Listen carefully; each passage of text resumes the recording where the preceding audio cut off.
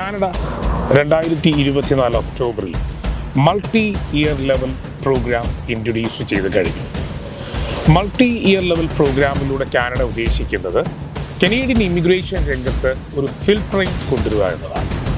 ആംസ്റ്റർ immigration കാനഡയിലുള്ള ഈ immigration നയമാറ്റത്തെ വളരെ പോസിറ്റീവായിട്ടാണ് കാണുന്നത്. കാരണം ഞങ്ങൾ വർഷങ്ങളായി പ്രൊമോട്ട് ചെയ്യുന്നത് പ്രൊഫഷണൽസിനെയാണ്. കാനഡയിലേക്ക് കുടിയേറാൻ ആഗ്രഹിക്കുന്ന പ്രൊഫഷണൽസിന് കുടിയേറ്റ സാധ്യതകളെപ്പറ്റി വിശകലനം ചെയ്യുകയും AIP, RNIP എന്ന വഴികളിലൂടെ വളരെ കുറഞ്ഞ IELTS സ്കോറിൽ കാനഡയിൽ നഴ്സിംഗ് ജോലിക്കായും റെസിഡൻസിക്കായും കാത്തിരിക്കുന്ന നഴ്സിനോടും മറ്റ് ഹെൽത്ത് കെയർ പ്രൊഫഷണൽസിനോടുമാണ് അടുത്തത് പറയാനുള്ളത്. നിങ്ങളും കാനഡയിൽ വന്നിരിക്കുന്ന MYLP മാറ്റങ്ങളെപ്പറ്റി മനസ്സിലാക്കുക. ധാരാളം നഴ്സസ് ഇന്ന് UK-യുടെ OET, CBT പരീക്ഷകൾ പാസായി 1.5 വർഷങ്ങളായി കാത്തിരിക്കുന്നവരുണ്ട്. അപ്പോഴാണ് സ്കോർ 5-ൽ കാനഡയിൽ വരാമെന്നും കണ്ടീഷണൽ ലൈസൻസ് ലഭിക്കും എന്നൊക്കെ പറഞ്ഞ് നിങ്ങൾ കാത്തിരിക്കുന്നത്. മനസ്സിലാക്കുക, ഇതൊരു ഗവൺമെന്റ് ഇമിഗ്രേഷൻ നയമാണ്. നമസ്കാരം. ആംസ്റ്റർ ഇമിഗ്രേഷൻ്റെ കനേഡിയൻ ന്യൂസ് ആൻഡ് അപ്ഡേറ്റിലേക്ക് സ്വാഗതം. ഞാൻ കാനഡ ഒൻറ്റാരിയോയിൽ നിന്നാണ് നിങ്ങളോട് സംസാരിക്കുന്നത്. കാനഡയിൽ ഉണ്ടായിട്ടുള്ള ഏറ്റവും ലേറ്റസ്റ്റ് ആയിട്ടുള്ള ഇമിഗ്രേഷൻ അപ്ഡേറ്റ്സുകളെ നിങ്ങളെ മനസ്സിലാക്കുകയാണ് ഈ വീഡിയോയിലൂടെ ഞങ്ങൾ ഉദ്ദേശിക്കുന്നത്. കാനഡ ഇമിഗ്രേഷൻ്റെ നയമാറ്റങ്ങൾ ധാരാളമായി മലയാളികളെ ബാധിച്ചിരിക്കുന്നു, ബാധിച്ചിട്ടുണ്ട് എന്ന് തന്നെ നമ്മൾ മനസ്സിലാക്കുന്നു. പക്ഷേ ഇത്രയധികം പ്രശ്നങ്ങൾ അല്ലെങ്കിൽ പ്രശ്നമായ സാഹചര്യമാണോ എന്ന് ചോദിച്ചാൽ, കാനഡയിൽ ഉണ്ടായിരിക്കുന്ന ഇമിഗ്രേഷൻ നയങ്ങൾ അത് ഇമിഗ്രൻസിനെയും അതേപോലെ കാനഡയ്ക്കുള്ളിലുള്ള സിറ്റിസൺസിനെയും മറ്റുള്ളവരെയൊക്കെ സഹായിക്കുന്നതിന് വേണ്ടി തന്നെയാണ്. ഇമിഗ്രേഷൻ നയമാറ്റങ്ങളെ പറ്റിയുള്ള വിശദീകരണമാണ് നമ്മളെ വീഡിയോയിലൂടെ നമ്മളിന്ന് ഷെയർ ചെയ്യുന്നത്. സ്വാഗതം. നിലവിൽ കാനഡയിൽ മാത്രമല്ല ഇമിഗ്രേഷൻ അപ്ഡേറ്റുകൾ നടക്കുന്നത്. ഓരോ രാജ്യത്തിൻ്റെയും അവരുടെ സാമ്പത്തിക, സാമൂഹിക, രാഷ്ട്രീയ പശ്ചാത്തലങ്ങളെ അടിസ്ഥാനപ്പെടുത്തിയാണ് ഇമിഗ്രേഷൻ മാറ്റങ്ങൾ ഉണ്ടാവുക. മലയാളികൾ ഉറ്റുനോക്കിക്കൊണ്ടിരിക്കുന്ന അല്ലെങ്കിൽ കുടിയേറാൻ ആഗ്രഹിക്കുന്ന രാജ്യങ്ങൾ കാനഡയും ഓസ്ട്രേലിയയും UK-യും ന്യൂസിലൻഡും ഒക്കെയാണ്. ഇപ്പോൾ യൂറോപ്പിലെ ചില രാജ്യങ്ങളിലേക്കും മലയാളികൾ കുടിയേറാൻ ആഗ്രഹിക്കുകയാണ്. അതിനുവേണ്ടി നാട്ടിലുള്ള ഏജൻസികളൊക്കെ ചുവട് മാറിക്കൊണ്ടിരിക്കുകയാണ്. ഇപ്പോൾ കൂടുതലും ഏജൻസികൾ കാനഡ എന്ന ഈ രാജ്യത്തെ പ്രൊമോട്ട് ചെയ്യുന്നതായിട്ട് കാണുന്നില്ല. ഇപ്പോൾ ജർമ്മനിയിലെയാണ് ഏറ്റവും കൂടുതൽ അവസരങ്ങൾ. 3 ലക്ഷം നഴ്സസിനെ ജർമ്മനി റിക്രൂട്ട് ചെയ്യുന്നു. അപ്പോൾ ചുവട് മാറ്റിക്കൊണ്ടിരിക്കുകയാണ്. അപ്പോൾ മലയാളികൾക്ക് ഇമിഗ്രേഷൻ സാധ്യതകൾ എവിടെയൊക്കെയാണോ അവിടെയൊക്കെ കുടിയേറാൻ ആഗ്രഹിക്കുകയാണ്. ആ രാജ്യത്തിൻ്റെ സാമ്പത്തിക, സാമൂഹിക പശ്ചാത്തലങ്ങളൊക്കെ പഠിച്ച് തന്നെയാണ് എല്ലാവരും കുടിയേറാൻ ആഗ്രഹിക്കുന്നത്. കാനഡ 2024 ഒക്ടോബറിൽ multi year level program introduce ചെയ്ത് കഴിഞ്ഞു.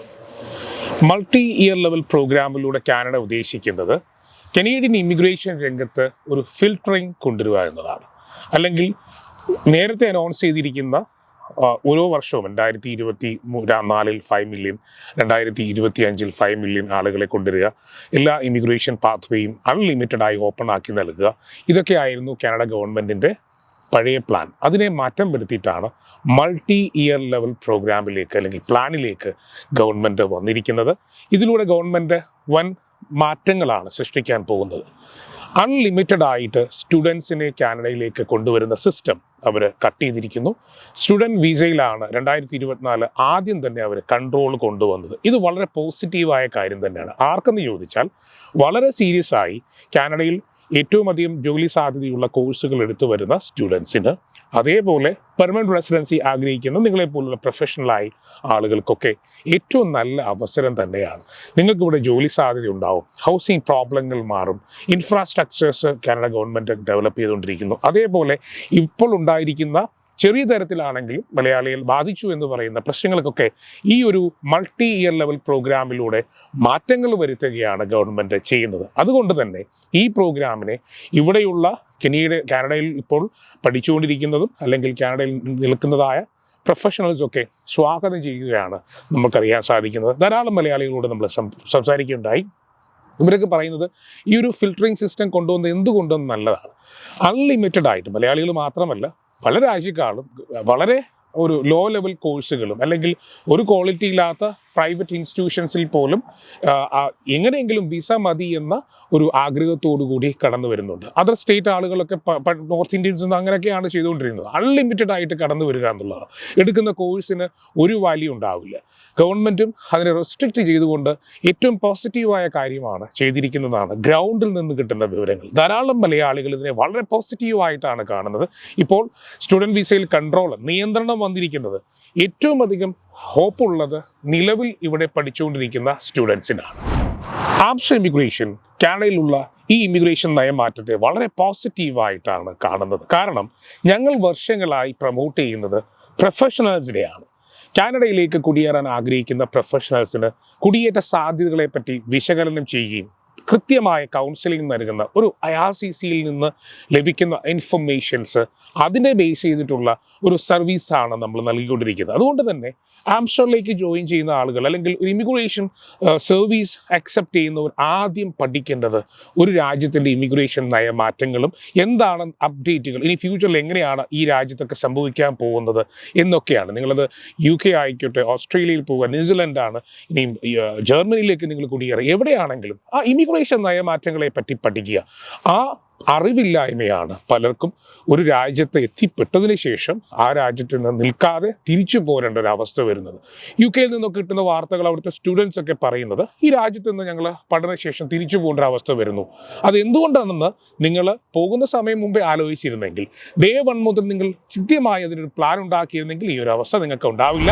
കാനഡയുടെ മൾട്ടി ഇയർ ലെവൽ പ്രോഗ്രാമിൽ 2025 3,95,000 ഇമിഗ്രൻസിനെയാണ് കാനഡ വെൽക്കം ചെയ്യാൻ ഉദ്ദേശിക്കുന്നത്. 3,95,000-ൽ അവർ സ്റ്റുഡൻസിന് ഒരു കാറ്റഗറി നിർണ്ണയിച്ചിട്ടുണ്ട്. അതേപോലെ തന്നെ പ്രൊഫഷണൽസിന്, നിങ്ങളെപ്പോലുള്ള പെർമനന്റ് റെസിഡൻസി സെറ്റിൽമെൻറ്റ് ആഗ്രഹിക്കുന്ന പ്രൊഫഷണൽസിന് അതിന് ഏറ്റവും കൂടുതൽ പ്രാധാന്യം നൽകുന്നത് STEM കാറ്റഗറിയിലാണ്. ഡെന്റിസ്റ്റുകൾ, നമ്മൾ ഒന്റാരിയോ പ്രോവിൻസിൽ തന്നെ കഴിഞ്ഞ വർഷം 100 കണക്കിന് ഹെൽത്ത് കെയർ ഡെന്റിസ്റ്റ് കാറ്റഗറിയിലുള്ള ആളുകളെ ആംസ്റ്റർ തന്നെ നോമിനേഷൻ ലഭിക്കുകയുണ്ടായി. അപ്പോൾ ഹെൽത്ത് കെയർ പ്രൊഫഷണൽസിന് യാതൊരു കാരണവശാലും ടെൻഷൻ്റെ ആവശ്യമില്ല. നമ്മൾ നിങ്ങളെ പ്രൊമോട്ട് ചെയ്യുകയാണ്. അത് ഇവിടെ നിന്ന് കിട്ടുന്ന ഇൻഫർമേഷൻ്റെ അടിസ്ഥാനത്തിലാണ്. ഞാൻ ഇവിടെ വന്ന് ആംസ്റ്റർ ഇവിടെ നിന്ന് തന്നെ നിങ്ങൾക്ക് വേണ്ടി ഈ ഇൻഫർമേഷൻ ഷെയർ ചെയ്യുന്നത്. ഇത് കാനഡയിലേക്ക് കുടിയേറാൻ ആഗ്രഹിക്കുന്നവർക്ക് വേണ്ടിയാണ്.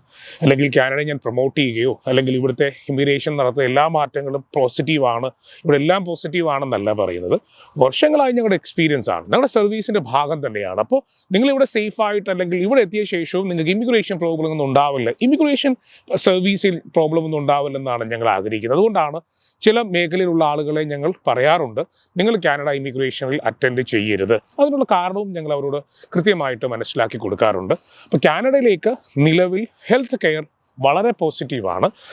2026-ൽ 3,80,000, 2027-ൽ 3,65,000 ഇങ്ങനെയാണ് കണക്കുകൾ പറയുന്നത്. അപ്പോൾ ഇതിന് കൃത്യമായൊരു ക്ലാസിഫിക്കേഷൻ ഉണ്ട്. സ്റ്റഡി പ്രോഗ്രാമിൽ ഇത്ര ആളുകൾ, അതേപോലെ permanent residency, direct nomination, provincial nomination, category based immigration, pilot പ്രോഗ്രാമുകൾ, AIP പോലുള്ള പ്രോഗ്രാമുകൾ, അങ്ങനെ നിരവധി ഇമിഗ്രേഷൻ പാത്വേസ് ഗവൺമെൻറ്റിനുണ്ട്. അപ്പോൾ അതിനൊക്കെ അവരെ സപ്പോർട്ട് ചെയ്തുകൊണ്ട് തന്നെ LMI, ഹൈ വേജസ് LMI അവർ പ്രൊവൈഡ് ചെയ്യും. അപ്പോൾ ഒരു ടോപ്പിക്കായിട്ട് തന്നെ ഞാൻ പറയുന്നുണ്ട് LMIയെ പറ്റി, ഏതൊക്കെ സാധ്യതയുള്ള LMIയെ പറ്റിയൊക്കെ നമ്മൾ വിശദീകരിക്കാം. അടുത്ത ദിവസങ്ങളിൽ ഞാനത് എക്സ്പ്ലെയിൻ ചെയ്യാം. അപ്പോൾ LMIയെ പോസിറ്റീവായിട്ട് അവർ കാണുന്നുണ്ട്. പക്ഷേ എല്ലാ കാറ്റഗറിയും അല്ല, ലോ വേജസ് LMI ഒക്കെ അവർ നിർത്തലാക്കിക്കൊണ്ടിരിക്കുന്നു. അപ്പം ഇങ്ങനെ ഈ മേഖലയിലുള്ള ആളുകളെയൊക്കെ ഈ ഫിൽട്ടറിംഗ് സിസ്റ്റത്തിൽ ആഡ് ചെയ്ത് വളരെ പോസിറ്റീവായിട്ട് തന്നെ നമുക്കതിനെ കാണാം. പക്ഷേ ഇമിഗ്രേഷൻ കംപ്ലീറ്റ് ആയിട്ട് നിർത്തുന്നു എന്നൊരു ടെൻഷൻ നിങ്ങൾക്കാക്കും വേണ്ട. ഞാനിതാണ് പറഞ്ഞു വന്നത്. ഇതിനൊരു കുറവുണ്ടാകുന്നുണ്ട്. കാരണം ഈ വർഷം ഗവൺമെൻറ്റിൻ്റെ ഒരു കണക്ക് ഉദ്ദേശിക്കുന്നത് 4,80,000 സംതിങ് ആളുകളാണ് കാനഡയിലേക്ക് വിവിധ പ്രോഗ്രാമുകൾ 2024 അവസാനിക്കുമ്പോൾ അവർ എക്സ്പെക്റ്റ് ചെയ്യുന്ന കണക്കെന്ന് പറയുന്നത്. അതിൽ ഏകദേശം 2025 ആകുമ്പോൾ 1,00,000-ഓളം ആളുകളുടെ കുറവുണ്ടാകുന്നു എന്ന് വളരെ വാസ്തവമാണ്. പക്ഷേ അതിനെ പോസിറ്റീവായിട്ട് കണക്കാക്കുക. 1,00,000 മലയാളികളെ കാനഡ കൊണ്ടുവരുന്നില്ലെന്നല്ല നിങ്ങൾ മനസ്സിലാക്കേണ്ടത്. മലയാളികൾക്ക് അർഹത ആളുകളൊക്കെ കാനഡയിലേക്ക് പോരും. പ്രോസസ്സ് നിൽക്കുന്ന ആളുകൾ ഒന്നും കൊണ്ടും ടെൻഷൻ അടിക്കേണ്ട ആവശ്യമില്ല. നിങ്ങൾ നിങ്ങളുടെ അസസ്മെൻറ്റ് കറക്റ്റാണ്, നിങ്ങളുടെ NOC അല്ലെങ്കിൽ TER നമ്പർ കറക്റ്റാണ്, നിങ്ങൾ ഉദ്ദേശിക്കുന്ന IELTS സ്കോർ കറക്റ്റാണ്, നിങ്ങൾ എടുത്തിരിക്കുന്ന എക്സ്പീരിയൻസ് ഒക്കെ കറക്റ്റാണ്, നിങ്ങൾ കാനഡയിൽ എത്താൻ വളരെയധികം സാധ്യതയുണ്ട്. അതിലൊരു ടെൻഷനും ആവശ്യമില്ല. ഇത് 2021-ലും 2018-ലൊക്കെ ഇതേപോലെ പ്രതിസന്ധി ഉണ്ടായിട്ടുണ്ട്. പലതരം ഇമിഗ്രേഷൻ നയമാറ്റങ്ങൾ ഞങ്ങൾ കണ്ടവരാണ്. ഞങ്ങൾ കഴിഞ്ഞ വർഷം ആരംഭിച്ച ഒരു സ്ഥാപനമല്ല. അതുകൊണ്ടാണ് ഞങ്ങളുടെ പ്രഡിക്ഷനൊക്കെ വളരെ കറക്റ്റായിട്ട് മുന്നോട്ട് പോകുന്നത്. അതേപോലെ ഈ എല്ലാ പ്രോഗ്രാമിലും എൻ്റെ എല്ലാ ഷോയിലും ഞാൻ പറയാൻ ഉദ്ദേശിക്കുന്നത് നഴ്സസിനോടും ഹെൽത്ത് കെയർ പ്രൊഫഷണൽസിനോടുമാണ്. നിങ്ങളോട് ആരെങ്കിലും AIP പ്രോഗ്രാം വഴി കാനഡയിൽ വൻ ഓഫറുകളുണ്ട്, ഇവിടെ IELTS കുറവാണ്, നിങ്ങൾ കാനഡ UK OET എടുക്കുന്നതിനേക്കാൾ ഭേദം ഇനി കാനഡയാണെന്ന് പറഞ്ഞ് ഏതെങ്കിലും IELTS സ്റ്റഡി സെൻറ്റേഴ്സോ OET എക്സാം സെൻറ്റേഴ്സോ ഒക്കെ ഞാൻ എല്ലാവരെയും അല്ല പറയുന്നത്, നിങ്ങളെ സമീപിച്ചാൽ സൂക്ഷിക്കുക. മാറ്റങ്ങൾ ഉണ്ടാകുമ്പോൾ നമ്മളും അതിനനുസരിച്ചു മാറുക. ഇപ്പോൾ നിലവിൽ IELTS കുറഞ്ഞ സ്കോറിൽ കാനഡയിൽ എത്തിപ്പെടുക എന്നുള്ളത് സാധ്യമാണോ എന്ന് 2025-2027 MYLPയുടെ ഇമിഗ്രേഷൻ റിസൾട്ടിലൂടെ നമുക്ക് മനസ്സിലാക്കാം. IELTSനോടൊപ്പം തന്നെ ഫ്രഞ്ച് കൂടി പരിഗണിക്കുകയാണ്. ഫ്രാങ്കോഫോൺസ്, അതായത് ഫ്രഞ്ച് സംസാരിക്കുന്നവർക്ക് വളരെയധികം സാധ്യതകൾ കൂടുകയാണ് കാനഡയിൽ. അപ്പോൾ ഫ്രഞ്ചിനും പ്രാധാന്യം നൽകുന്നു കാനഡ. ഫ്രഞ്ച് പഠിക്കുകയും പരിശീലിക്കുകയും ചെയ്യുന്നത് പ്രൊഫഷണൽസിനും സ്റ്റുഡന്റ് വിസ കഴിഞ്ഞവർക്കും കാനഡയിലേക്കുള്ള MYLP പ്രോഗ്രാമിന് ക്ഷണം ലഭിക്കുന്നതിന് വളരെയധികം സാധ്യതകൾ കൂടുതലാണ്. എന്താണ് ആംസ്റ്റർ MYLPയിലൂടെ മുന്നോട്ട് വയ്ക്കുന്നത്? ആംസ്റ്റർ ഇമിഗ്രേഷൻ കഴിഞ്ഞ കുറേ വർഷങ്ങളിലായി ആയിരക്കണക്കിന് മലയാളി പ്രൊഫഷണൽസിന് കനേഡിയൻ റെസിഡൻസി നേടിക്കൊടുത്ത ഗവൺമെന്റ് ഓഫ് കാനഡ അംഗീകൃത CICC രജിസ്റ്റേർഡ് ഇമിഗ്രേഷൻ കൺസൾട്ടന്റാണ്. ഞങ്ങളുടെ നിർദ്ദേശങ്ങൾ ഗവൺമെന്റ് ഓഫ് കാനഡയുടെ IRCCയിൽ നിന്ന് ലഭിക്കുന്നതിന് അനുസരിച്ചാണ് നിങ്ങളെ അറിയിക്കുക. ഞങ്ങളുടെ ലക്ഷ്യം നിങ്ങൾ ഓരോരുത്തരുടെയും ഇമിഗ്രൻ്റായും പ്രൊഫഷണലി ക്വാളിഫൈഡായും കാനഡയിലേക്ക് സെറ്റിൽമെന്റ് പാത്വേ സുഗമമാക്കുക എന്നുള്ളതാണ്. അതിനായാണ് ആംസ്റ്ററിന്റെ ടീമുകൾ പ്രവർത്തിക്കുന്നത്. ആംസ്റ്റർ ഗവൺമെന്റ് ഓഫ് ഇന്ത്യയുടെ ലൈസൻസ്ഡ് ഇമിഗ്രേഷൻ റിക്രൂട്ട്മെന്റ് കൺസൾട്ടന്റാണ്. അതിനാൽ ഗവൺമെന്റിന്റെ ഇമിഗ്രേഷൻ നയമാറ്റങ്ങൾ നിങ്ങളെ ആധികാരികമായി അറിയിക്കുക എന്നതാണ് ആംസ്റ്ററിന്റെ കർത്തവ്യം. അപ്പോൾ multi year level program Canada ഗവൺമെൻറ്റിൻ്റെ ഏറ്റവും പുതിയ അപ്ഡേറ്റുകൾ അക്സെപ്റ്റ് ചെയ്തുകൊണ്ട് തന്നെയാണ് ഇനിയുള്ള ആംസ്റ്റർ ഇമിഗ്രേഷൻ്റെ പ്രോസസ്സുകളും ഡോക്യുമെൻറ്റേഷൻ ടീമും മുന്നോട്ട് പോവുക. അതിനുള്ള ട്രെയിനിങ് ഒക്കെ നമ്മൾ ഓൾറെഡി സ്റ്റാർട്ട് ചെയ്തു. ഏതൊക്കെ കാറ്റഗറിയാണ് എക്സ്പെക്ട് ചെയ്യുന്നതെന്നൊക്കെ നമ്മൾ കൃത്യമായി ഫൈൻഡ് ഔട്ട് ചെയ്തിട്ടൊക്കെ ആയിരിക്കും ഇനി പ്രോഗ്രാം മുന്നോട്ട് പോവുക. നിലവിൽ പ്രോഗ്രാമിൽ ഡോക്യുമെൻറ്റേഷൻ കംപ്ലീറ്റ് ചെയ്തുകൊണ്ടിരിക്കുന്നവർ അല്ലെങ്കിൽ അടുത്ത സ്റ്റേജിലോട്ട് മുന്നോട്ട് പോകുന്നവരൊക്കെ അതിൻ്റെ അപ്ഡേറ്റ് പ്രകാരം തന്നെയായിരിക്കും. ഇതിനകത്ത് വലിയ ഇമിഗ്രേഷൻ മാറ്റങ്ങളൊന്നുമല്ല, എങ്കിലും കുറേയധികം ശ്രദ്ധാപൂർവ്വം ഡോക്യുമെൻറ്റ്സ് കൈകാര്യം ചെയ്യേണ്ടതുണ്ട്. അത് ഞങ്ങളുടെ ടീം ട്രെയിൻഡ് ആണ്. ഇവിടെ നിന്ന് തന്നെയാണ് ട്രെയിനിങ് കൊടുക്കുക. ഞങ്ങൾക്കൊരു ഇമിഗ്രേഷൻ ടീം ഇവിടെയുണ്ട്. സോ ആ ഒരു സപ്പോർട്ടിലൂടെ എക്സിസ്റ്റിംഗ് ക്ലയൻസിന് 1% പോലും ടെൻഷൻ ഉണ്ടാക്കാത്ത വിധത്തിൽ ഇമിഗ്രേഷൻ നയമാറ്റങ്ങൾ കൃത്യമായി അസസ് ചെയ്ത് ഞങ്ങൾ ഒപ്പമുണ്ട്. മൾട്ടി ഇയർ ലെവൽ പ്രോഗ്രാമിലൂടെ ആംസ്റ്റർ ഇമിഗ്രേഷൻ്റെ ഡോക്യുമെൻറ്റേഷൻ ടീമിന് എക്സ്പേർട്ട് കൗൺസിലിംഗ് നിങ്ങൾക്ക് ആവശ്യമാണെങ്കിൽ ഇമ്മീഡിയറ്റ് ആയിട്ട് തന്നെ ഡോക്യുമെൻറ്റേഷൻ ടീമുമായിട്ട് ബന്ധപ്പെടുക. അതർ ഏജൻസിയിൽ അല്ലെങ്കിൽ സെൽഫായി പ്രോസസ്സ് ചെയ്യുന്നവർ ആർക്കെങ്കിലും എന്തെങ്കിലും ഡൗട്ട്സ് ക്ലാരിഫിക്കേഷൻ ഉണ്ടെങ്കിൽ ഇമെയിൽ വഴി ആംസ്റ്ററുമായി ബന്ധപ്പെടാൻ ഞാൻ ഇമെയിൽ ID ഇവിടെ നൽകുന്നുണ്ട്. ഇമെയിൽ തന്ന് നിങ്ങൾ എന്താണ് നിങ്ങളുടെ ക്വറി കൃത്യമായിട്ട് ചോദിക്കുക. അതിന് ഞാൻ നേരിട്ട് തന്നെ നിങ്ങൾക്ക് മറുപടി നൽകുന്നതായിരിക്കും. നേരിട്ടുള്ള അപ്പോയിൻമെൻറ്റ്സും അല്ലെങ്കിൽ കോള് ഒക്കെ നമുക്കിപ്പോൾ കുറച്ചധികം നമ്മുടെ എക്സിസ്റ്റിംഗ് ക്ലയൻസിനെ ഞങ്ങൾ കുറേ സപ്പോർട്ട് ചെയ്യുന്നത് കൊണ്ട് തന്നെ ബുദ്ധിമുട്ടാണ്. കാനഡയിലുള്ള ആരെങ്കിലും നിലവിൽ ഞാൻ ഇവിടെ ഉള്ള സമയത്ത് മീറ്റ് ചെയ്യുന്നതിന് നമുക്ക് ഒരു അപ്പോയിൻമെൻറ്റ് ഞങ്ങളുടെ വാട്സാപ്പിൽ കോൺടാക്ട് ചെയ്യൽ അറേഞ്ച് ചെയ്യുന്നതാണ്. ഒരു ഡയറക്റ്റ് ഇമിഗ്രേഷൻ കൗൺസിലിംഗിൽ ഞങ്ങളുടെ ഏത് ഓഫീസിലും നിങ്ങൾക്ക് പോവാം. ഞങ്ങളുടെ ടീമെല്ലാം അപ്ഡേറ്റഡ് ആണ്. അപ്പോൾ മൾട്ടി ഇയർ ലെവൽ പ്രോഗ്രാം എന്തുകൊണ്ടും മലയാളി പ്രൊഫഷണൽസിന് പോസിറ്റീവ് വാർത്ത തന്നെയാണ്. കാനഡയിൽ നിന്ന് ഇമിഗ്രേഷൻ നയമാറ്റങ്ങൾ എപ്പോഴും നമ്മൾ സ്വീകരിക്കുന്നവരാണ്. അപ്പോൾ അതുകൊണ്ട് തന്നെ ഈ ഒരു പ്രോഗ്രാമിൽ നയമാറ്റങ്ങൾ വളരെ സന്തോഷപൂർവ്വമാണ് ഞങ്ങളും സ്വീകരിക്കുന്നത്. കുറേ അധികം പോസിറ്റീവായ നടപടികൾ ഉണ്ടാകട്ടെ.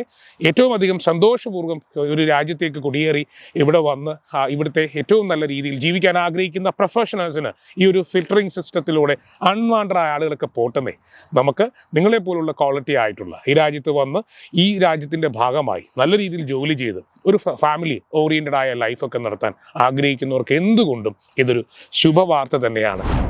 കാനഡയിൽ റെന്റ് ക്രമാതീതമായി വർദ്ധിച്ചു എന്ന് പറഞ്ഞാൽ ചില ബേസ്മെന്റിനൊക്കെ മിസിസാഗ അല്ലെങ്കിൽ ഈ പറയുന്ന ടൊറന്റോ ഏരിയയിലൊക്കെ 2000-ന് മുകളിൽ വാടക കൊടുക്കേണ്ടി വന്ന അവസ്ഥകൾ പ്രൊഫഷണൽസിനായി ഫാമിലിയായി വന്നവർക്ക് അനുഭവിക്കേണ്ടി വന്നിട്ടുണ്ട്. ധാരാളം സ്റ്റുഡൻസിന് അവർക്ക് അക്കോമഡേഷൻ ലഭിക്കാൻ ഒരു അവസ്ഥ എത്തിയിട്ടുണ്ട്. ഇതൊക്കെ ഹൗസിംഗ് പ്രോബ്ലമായിട്ടാണ് ഗവൺമെൻറ് കാണുന്നത്. ഇതും അവരുടെ പരിഗണനയുള്ള വിഷയമായിരുന്നു. അതുകൊണ്ടും കൂടിയാണ് ഗവൺമെൻറ് ഈ ഒരു കൺട്രോൾ ഇവിടെ കൊണ്ടുവന്നത്. ഞാൻ ഈ പറയുന്നത് ഇവിടെ വന്നവരൊക്കെ ആഹാരമില്ലാതും താമസ സൗകര്യങ്ങളില്ലാതും വലയുക എന്നല്ല. കാനഡയുടെ മിക്ക ഭാഗങ്ങളിലൂടെയും ഞാൻ കടന്നുപോയി. ഈ പ്രോവിൻസിലെത്തി, ഒൻറ്റാരിയോയിലെത്തി, ആൽബർട്ടയിൽ, BCയിലൊക്കെ നമ്മൾ കടന്നുപോയിട്ടൊക്കെ നമ്മൾ മനസ്സിലാക്കിയത് അവിടെ ആരും ഈ പറയുന്ന ക്രമാതീതമായി താമസ സൗകര്യങ്ങളില്ലാതെയും മറ്റുള്ള ആഹാരത്തിന് ബുദ്ധിമുട്ടും ജോലിയില്ലാതെയും അങ്ങ് ക്രമാതീതമായി ഇവിടെ കിടക്കുകയല്ല ആളുകൾ. അത് വാർത്താ മാധ്യമങ്ങൾ അവർക്ക് ഒരു രീതിയിൽ വാർത്ത പടച്ചു വിടുമ്പോൾ ഉണ്ടാകുന്ന ചില പ്രശ്നങ്ങളൊക്കെ ഉണ്ടാവും. അത് ഞാൻ എല്ലാവരെയും കുറ്റം പറയുന്നില്ല. റിപ്പോർട്ട് കിട്ടുന്നതനുസരിച്ചായിരിക്കും അവർ നിങ്ങളിൽ എത്തിക്കുക. എന്നാൽ പോസിറ്റീവായി ധാരാളം പേരാണ് ഇവിടെ നിന്ന് ഈ രാജ്യത്ത് കുടിയേറിയവരൊക്കെ അവരുടെ ഈ അവസ്ഥ, ഈ പറയുന്ന പ്രോബ്ലങ്ങളൊക്കെ ഈ ഇഷ്യൂസൊക്കെ വന്നപ്പോൾ വളരെ പോസിറ്റീവായി ഇൻഫ്ലുവൻസേഴ്സ് ഒക്കെ കാനഡയിൽ ജീവിക്കുന്നവർ ഇതിനെപ്പറ്റി പറയുന്നുണ്ട്. അതും നമ്മൾ കാണുമ്പോൾ വളരെ സന്തോഷമുണ്ട്. യാഥാർത്ഥ്യം പറയുന്ന ആളുകളും ഉണ്ടല്ലോ. അപ്പം ഈ പറയുന്ന പോസിറ്റീവ് നെഗറ്റീവായ കാര്യങ്ങൾ ഇവിടെ നടന്നുകൊണ്ടിരിക്കുന്നു. അപ്പോൾ മൾട്ടി ഇയർ പ്രോഗ്രാമിൻ്റെ അടുത്തൊരു സാധ്യത ഇവിടെ ക്വാളിറ്റിയുള്ള ആളുകളെ എത്തിക്കുക എന്നുള്ളതാണ്. സ്റ്റഡി വിസയിൽ ആയിക്കോട്ടെ, സ്റ്റഡി വിസയിലും വളരെ പോസിറ്റീവായി ഇതിനെ കാണുന്ന ആളുകൾ. ഈ ഒരു ഇൻടേക്കിലൊക്കെ വിസ വളരെയധികം സ്ലോ ആണ്, പലർക്കും കിട്ടുന്നുണ്ട്. പക്ഷേ ഭൂരിഭാഗം ഇന്ത്യക്കാർക്കും വിസ സ്റ്റാമ്പിംഗ് കിട്ടുന്നില്ല എന്നുള്ള അറിവ് നമുക്ക് ലഭിക്കുന്നുണ്ട്. മൾട്ടി ഇയർ ലെവൽ പ്രോഗ്രാമും കൂടെ വന്ന സ്ഥിതിക്ക് ഇവിടെ ഇച്ചിരി കൺട്രോൾ അധികം ആകുന്നുണ്ട്. കാരണം ഇതൊരു ഇനീഷ്യൽ സ്റ്റേജ് ആണ്. സ്റ്റഡി വിസ പ്രോഗ്രാമിൽ ആദ്യം കൺട്രോൾ വന്നിരുന്നു, അതിൻ്റെ ഭാഗം കഴിഞ്ഞു. അടുത്ത പ്രോഗ്രാമിൽ കൺട്രോൾ വന്നു, visit visa to work permit. ഏറ്റവും അവസാനം ടോട്ടൽ ഇമിഗ്രേഷനെ ബാധിക്കുന്ന മൾട്ടി ഇയർ ലെവൽ പ്രോഗ്രാമും വന്നിട്ടുണ്ട്. അപ്പോൾ അത് ഡിലേ ഉണ്ട് എന്നറിയാം. അതെന്താണെന്ന് ഈ ഇൻടേക്കിൻ്റെ അവസാനം നമുക്ക് മനസ്സിലാകാം. അതിൻ്റെ സക്സസ് റേഷ്യോ എന്നത് നമ്മളത് അപ്ഡേറ്റ് ചെയ്യാം. മൾട്ടി ഇയർ ലെവൽ പ്രോഗ്രാമിൻ്റെ സക്സസ് അല്ലെങ്കിൽ അതിൻ്റെ പോസിറ്റീവായ സൈഡ് ഗവൺമെൻറ് കാണുന്നത് ഇവിടെ ക്വാളിറ്റിയുള്ള സ്റ്റുഡൻസ് കൃത്യമായ ഏറ്റവും ബെസ്റ്റായ യൂണിവേഴ്സിറ്റിയിൽ, അതുതന്നെ പല യൂണിവേഴ്സിറ്റിയുടെയും നഷ്ടക്കണക്കുകളൊക്കെ ഇപ്പോൾ അവർ പുറത്തു വിടുന്നുണ്ട്. ഞാൻ ഇന്ന യൂണിവേഴ്സിറ്റി എന്ന് പറയുന്നില്ല, കാരണം അത് നമ്മൾ ഒരു ഇമിഗ്രേഷൻ കൺസൾട്ടൻസ് എന്ന നിലയിൽ മറ്റുള്ള ഒരു സ്ഥാപനത്തെ അതിൻ്റെ നെഗറ്റീവ് വശങ്ങളൊന്നും പുറത്ത് കാണിക്കാൻ പാടില്ല. പല യൂണിവേഴ്സിറ്റിയുടെ ട്രില്യൻസ് ഒക്കെ ലോസിലൂടെയാണ് കടന്നു പോകുന്നത് സ്റ്റഡി വിസയുടെ കൺട്രോൾ നിലവിൽ വന്നതുമൂലം. അപ്പോൾ അതൊക്കെ ഗവൺമെൻറ്റിനെ ബാധിക്കുന്ന കാര്യങ്ങളാണ്. പക്ഷെ ആ നഷ്ടം അവർ സഹിച്ചുകൊണ്ട് തന്നെ ഇമിഗ്രേഷനിൽ മാറ്റം വരുത്തുകയാണ്. അപ്പോൾ ക്വാളിറ്റിയുള്ള സ്റ്റുഡൻസ് പഠിക്കാൻ ജോലി സാധ്യതയുള്ള കോഴ്സുകൾ എടുക്കുക. അപ്പോൾ അവരങ്ങനെ ക്വാളിറ്റിയുള്ള എഡ്യൂക്കേഷൻ കഴിഞ്ഞ ശേഷം ഇവിടെ ഏറ്റവും അധികം ജോലി സാധ്യതയുള്ള മേഖലയിലേക്ക് ഇമിഗ്രൻസ് എത്തിച്ചേരണമെന്ന ഗവൺമെൻറ്റിന് താല്പര്യമുണ്ട്. വെറുതെ ഒരു കോഴ്സ് എടുത്ത് വെറുതെ നിങ്ങളുടെ പൈസയും വെറുതെ നിങ്ങളുടെ സമയവും കളയാൻ ഗവൺമെൻറ്റിന് താല്പര്യമില്ല എന്നാണ് ഈ ഒരു കണക്കിലൂടെ, ഈ ഒരു ഇമിഗ്രേഷൻ സിസ്റ്റത്തിലൂടെ നമുക്ക് മനസ്സിലാവുന്നത്. ഇമിഗ്രേഷൻ നയങ്ങൾ മാറ്റങ്ങൾക്ക് വിധേയമാകുമ്പോൾ ആപ്ലിക്കേഷൻ നൽകുന്നവരും പുതുതായി ആപ്ലിക്കൻ്റായി എത്തുന്നവരും കൃത്യമായി മാറ്റങ്ങൾ മനസ്സിലാക്കി അതിനനുസരിച്ച് മാറുക. കാനഡ അവതരിപ്പിക്കുന്ന MYLP പ്രോഗ്രാം തീർച്ചയായും പ്രൊഫഷണലി ക്വാളിഫൈഡായ നിങ്ങൾക്ക് സാധ്യതകൾ ഏറുകയാണ്. കാനഡ ഇമിഗ്രേഷൻ നയമാറ്റത്തിലൂടെ ഇമിഗ്രേഷൻ അവസാനിച്ചിട്ടില്ല. മലയാളികളെ ആവശ്യമുണ്ട്. ഒരു ഫിൽട്രേഷൻ സംഭവിക്കുമ്പോൾ നിങ്ങൾക്കുണ്ടാകുന്ന പോസിറ്റീവ് സൈഡ് അത് നിങ്ങളുടെ അവസരങ്ങൾ കൂട്ടുക എന്നുള്ളതാണ്. പ്രൊഫഷണലി ക്വാളിഫൈഡ് ആയിട്ടുള്ള STEM കാറ്റഗറിയിൽപ്പെടുന്ന ഇന്ത്യൻ പ്രൊഫഷണൽസിന് കാനഡ MYLP പ്രോഗ്രാം കാലഘട്ടത്തിൽ ധാരാളം അവസരങ്ങളാണ് ഇനി കാത്തിരിക്കുന്നത്. കൂടുതൽ വിവരങ്ങൾക്കായി ആംസ്റ്ററിൻ്റെ ഇമിഗ്രേഷൻ ഡിപ്പാർട്ട്മെൻറ്റിൻ്റെ ഡയറക്റ്റ് കൗൺസിലിംഗ് അറ്റൻഡ് ചെയ്യാൻ നിങ്ങൾക്ക് സൗജന്യമായി അവസരമൊരുക്കുന്നു.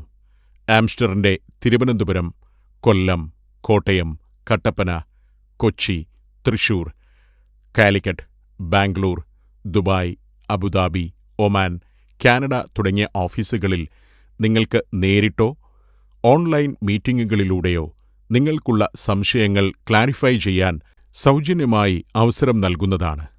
നന്ദി, നമസ്കാരം.